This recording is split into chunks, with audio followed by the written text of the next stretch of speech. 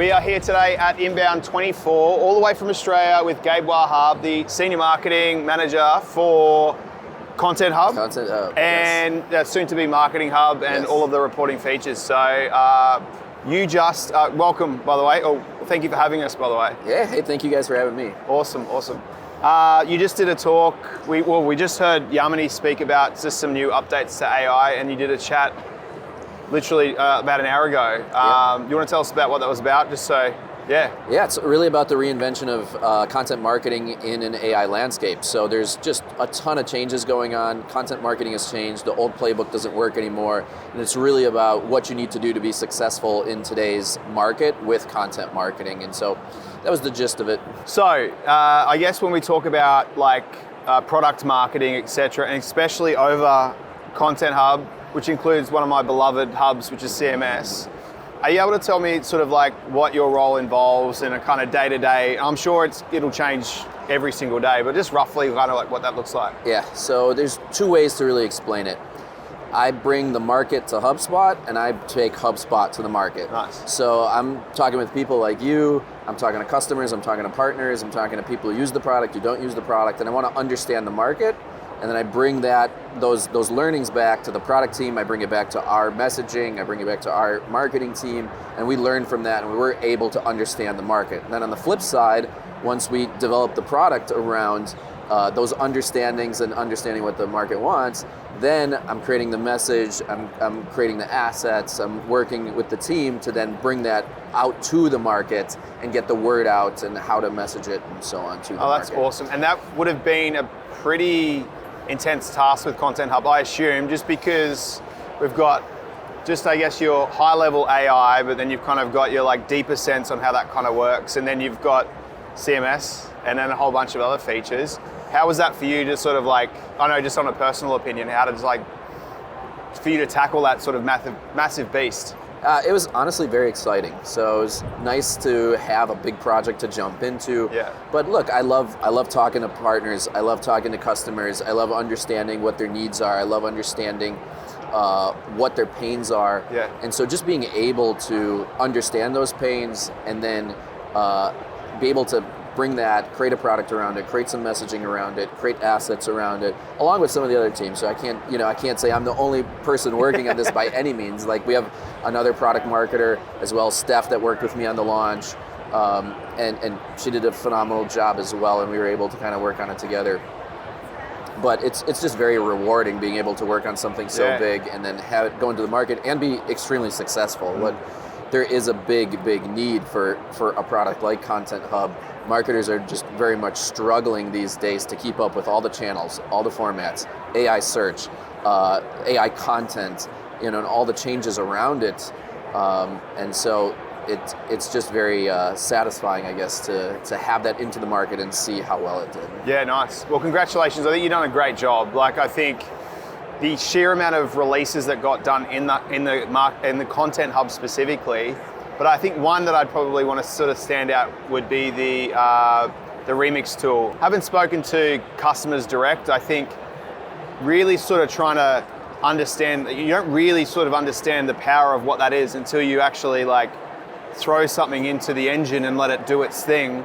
I think we could market it till the cows come home, but the best thing is to play with it, because that is just an unreal tool. And then we've got even more things that we can do with that sort of tool as well, like with case studies, etc., is what we learned today. Yep. Was that I mean, you probably had a lot of sort of tools to market, but maybe I've spoken to you about my favorite. Is there a favorite that you have? It's absolutely Content Remix. Yeah. It's hard to choose, honestly, because we do have a lot. We have Content Remix, we have Content Agent, Brand Voice. Those are really the big three, I would say. Content Remix is definitely at the top of the list, because look, I can take a webinar, for instance, right? We can take this very piece of content that we are doing right now. I'm gonna do it. We can take this very piece of content, right? And we could say, look, give me a blog summary of this video webinar we just did. Chop it up into clips so I can put those on, post them to social. Give me an email to promote it. Give me a landing page so I can put it on demand if I wanted to. Maybe not just for this little segment, but maybe we're doing a full webinar, right? You could do something like that. And I can do all that very quickly, right? I can have all that content scaffolded out in like 5 minutes. And then from there, it's up to me as the marketer, right? That was all kind of the more monotonous work to get it up to the point now. Then me as the marketer, now I can inject my expertise. I can inject my authority, my trust to really make it a standout piece of content, because AI is not just to use a piece of content and have it be ready to go, right? It's doing the legwork for you. Think about it like an entry-level employee, right? I'm gonna hire that employee. Maybe they have 2 years experience. You're probably not gonna let them put a piece of content out the door. They don't just have that expertise to make a really high quality piece of content, but they have enough to help you with that first 80% to say, thanks buddy, I'm gonna take over the rest and make this an all-star piece now. Yeah. You know? And I think another really good, like we obviously do a lot of content at Neighborhood. Like we use a separate program called Opus, which is kind of like we put in a lot of our long form content. Yep. And it spits out just the social part. But this brings that tool essentially internally, but then a whole lot more as well, from not only cutting it up into bite-sized pieces for social, but written content and a whole lot more as well. Yeah. And we also just recently launched for long form content, so you can upload a PDF directly. Yeah. So you can remix from PDF. You can remix from a URL. So if you don't have the content it's like in a web format or on a different website that you own, you can just put the URL, it'll remix from that. So there's a lot of different ways. You could take an audio podcast and remix from that. So there's a lot of different ways to get your content in and a lot of different ways to get your content out. I will say the guy behind the camera, Cam, who used to do a lot of our marketing, sorry about this, but so Cam used to spend like days having to chop up a whole bunch of content and whatnot. So we've essentially replacement. No, we haven't replaced you. We've just basically got a day's worth of work and just basically managed to knock it out within the space of 5 minutes essentially. And so where I'm trying to go with this is that where now our output is being able to be, I won't even say like tenfold in regards to, but also looking for those opportunities in which we probably wouldn't surface because we didn't have the time. But now we'll have 20 pieces of content, short form, and a whole bunch of other different various formats. So now we're not only sort of making the output, but I think the quality of it, because we're able to spend more time on what we're outputting rather than volume, I think is a big part. Yeah. And it's also important for AI search. Look, if you're looking at AI overviews or whether you're using Perplexity, you don't have 10 links anymore. Yeah. You have one answer, right? And so the more content you're able to put out there, think about what you want in that one answer. You want it to be authoritative, right? You want it to be from an authoritative source as well that's trusted. You want it to be most likely an audio or video these days because 100%. That's what people enjoy. You want all of the right pieces in that one answer. And so the more content you can get out there, the more chance you're going to have that your content is the one that's found, whether it's initially in the response and you get a citation, or whether it's in the resources that are going to sit right alongside with the images and video and other items that can come up. The more content you're going to put out there, the better you're going to perform in search, but knowing still that it's about quality, right? It's not just about spraying that content out there, it's about starting it and getting it to a high quality level. 100%. We heard Andy and Yamadi sort of speak about some of the updates and the releases that happened without having to trawl through every single one, I think, which is probably the one that's probably standing out for you that I'm really going off script here. Right. I mean, it's like we talked about earlier, it's content remix, especially with the video. Yeah. But look, since we talked about content remix a ton already, and that is my favorite, but still coming up right behind it, there's two things to know. One is when you do content remix, it's using the brand voice feature. So, and you can set your brand voice for your company so that one of the big problems you see with content using AI is that it sounds robotic. It doesn't sound like your company, it doesn't sound like your business. So previously we released brand voice so it can sound like your company, sounds like your tone of voice, your business. Now we released a new version, and I should say an updated version, because I don't sound the same way on Instagram that I do on LinkedIn, right? I don't sound the same way in an email that I do in a blog post necessarily. So it allows you to customize that brand voice for each channel, but that also goes into all of the content that you're remixing as well. So when I remix a blog, it's going to use that voice for the blog that I set. When I remix into a social post for a specific network, it's going to use the tone of that. And I'd say the other big thing that I'm really excited about is both Content Asia, but specifically landing pages and case studies have been big hits. Just being able, like, when you create a case study, you have to have an interview. You got to collect a lot of information from a lot of places. You have to build a web page. You have to design a PDF, right? You have all these different roles and steps you get to. Now all you have to do is you can come in, give a quick summary of what the engagement was and how it affected it. And then look, I can take that interview that I did and I can upload the video. I can upload the transcript from it, right? And then it's going to create the case study for you.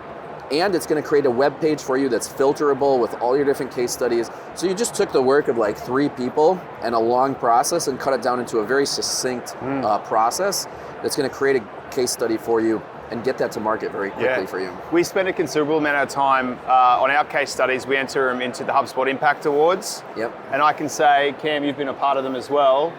Like they'll take a month to go, like having to capture the information, speak to the project manager, record it, etc. And it's a big, long, arduous task. I see this as getting it to the 80% mark to be able to finesse, because so now something that would have taken us 4 weeks to essentially build is going to mean that we can get it and essentially build it within a week, rather than, so we've just sort of cut our time in 75% to be able to produce something. So then therefore, whether we want to invest that time into making it even better, which is probably where I'd go, or being able to say, hey, instead of us doing one case study every, once a month for 3 months, we could probably get twice the output and still have some time to go home early. I don't know, something like that. Yeah, that's really cool. One of the biggest tools I think I've liked over the years is the CMS tool, and I think CMS is a really powerful tool on, I guess, a few fronts. One, I think where I can enrich a website full of data in the CRM, we've built some really complex, we did a case study of it recently, actually, for the guys at Play Matters in Australia, where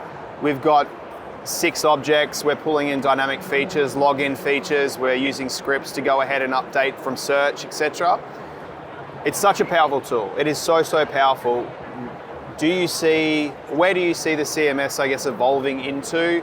Obviously, we can always evolve. Personally, I think there's 2 ways. There's the everyday person and there's the, developer. Yep. And I think they both have 2 very different paths. Yes.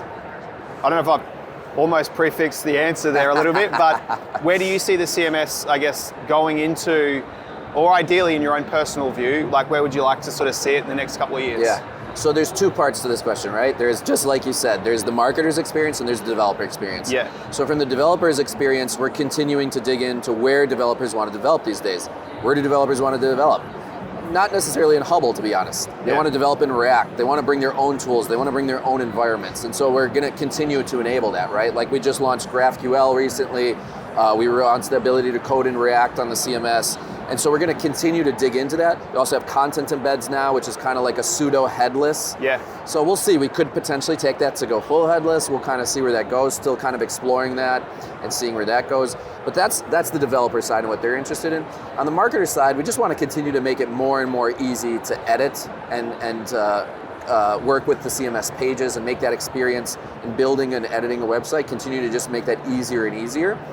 But also, as we look at things like personalization and A/B testing, I think one of the things you're going to see coming soon on the horizon is AI A/B testing. So automatically being able to generate versions of A/B tests. So instead of having to think about, what do I need to write in here? What do I need to, well, we have information about your persona. We have information about your products and services. So let's create an A/B test for a landing page and run that and see how it performs. Let's enable more one-to-one personalized experiences. So that's something we're looking at with the experiences. Self-optimization sort of thing. Well, yes. With constraints, yeah. And do you know why that's important? Because now with AI search, traffic's going to be coming down, that top level traffic. So what does that mean for your middle and bottom of funnel traffic? It means it's so much more important, so much more precious. And so when we do get that traffic, we do want to make sure we're optimizing. That's where the A/B testing comes in. We do want to make sure it's an amazing experience. That's where the personalization comes in. So things like memberships and being able to create portals around memberships so you can capture their information, get them into a membership portal, maybe educate them then, maybe give them additional information, but create experiences behind those membership portals and make it specific to them, right? Hey, let me launch a grader, and then let me take your grader score and put it into a portal and educate you about how you can bring that score up. Maybe then you find it too hard. Okay, that's where you can lean into our searches. Maybe you actually found it very valuable and now you want to use this for something else, right? So it's finding different ways to get people more attached in the middle and bottom, because we're going to see just those general how-to searches, those general informational searches, they're going to continue to decrease because ChatGPT, AI overviews, Perplexity are all just going to answer those. Even Gemini itself, you know? Yes. So that's I guess where I see the CMS. Yeah, no.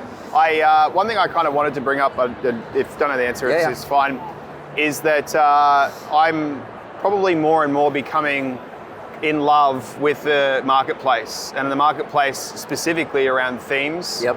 I think way back in the day when CMS was very first created and we found out about it here, I automatically defaulted my brain to WordPress themes. And I automatically went to the, buggy, it's not going to be really. I would say a large portion of our dev builds now incorporate a start with a theme and building from there. Yep.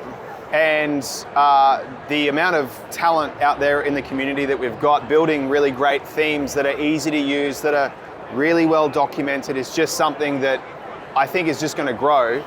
I guess from a theme perspective and I guess a marketplace perspective, is there, I mean, as we go through and we're talking about agents and there's probably things that we just don't know, how do you sort of see the marketplace growing, I guess, with the ecosystem of Content Hub and CMS, etc.?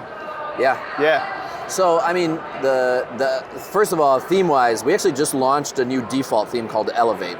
So just right out of the box, you're going to get a much upgraded. Our previous theme, Growth, was getting a little bit outdated, honestly. So we have a new default template. I think I used it so many times for demos. It's good to get a refresh. Yeah. So, and the good thing is it actually is the default template now for if you're creating case studies or our AI landing pages. It's very rich. It's got, several templates for like landing pages. So if you have a webinar template and you need a webinar and so on. But just outside of that, look, there's so much potential in the template marketplace. You can go out there and you get a free template that's super high quality, specific to your industry, specific to your binges. You can go out there and you can get a $1,000 template that's highly customizable and allows you to do a lot more advanced things with it as well. Yeah. And same thing with the app marketplace. You can go there and it's really about layering on. So actually one of my new favorite tools in the app marketplace is HeyGen, a tool that generates video. So every time you create a blog, it'll create an AI video of somebody else or you, so you can train it to be of your own image, just to create a version of that. Look, and I'm not saying that that's necessarily going to be how you should always go to market with AI generated video necessarily, but if somebody knows it's AI and they just want to watch it very quickly, or we also offer the ability to create audio versions right out of the box, you can go out there and do that. But there's all kinds of other tools like that, whether it's like Clarity, Adobe Express, Canva, Amplitude. There's all kinds of tools that can help supplement your experience, because HubSpot's not going to be able to do everything all the time, and that's where we have great integration partners who are able to come in and offer their apps to supplement what we're going to do within that, and that just opens up a lot of possibilities because there's just so much out there nowadays. Yeah. There's no way we can do it all, and so that's where we want to have that rich marketplace so that people can add on that experience. The amount of effort that is going into paid themes is beautiful. It's so good. I was talking to somebody I was talking to somebody just before about the power theme, which is just and this is just one of many themes, not the one to get.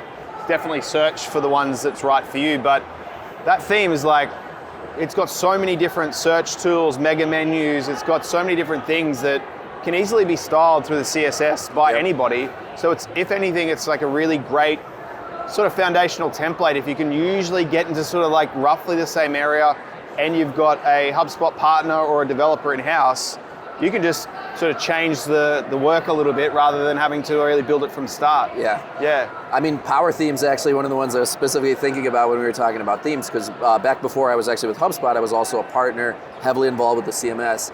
And Power Theme was one of the themes that we would use almost like a framework, because it is so flexible.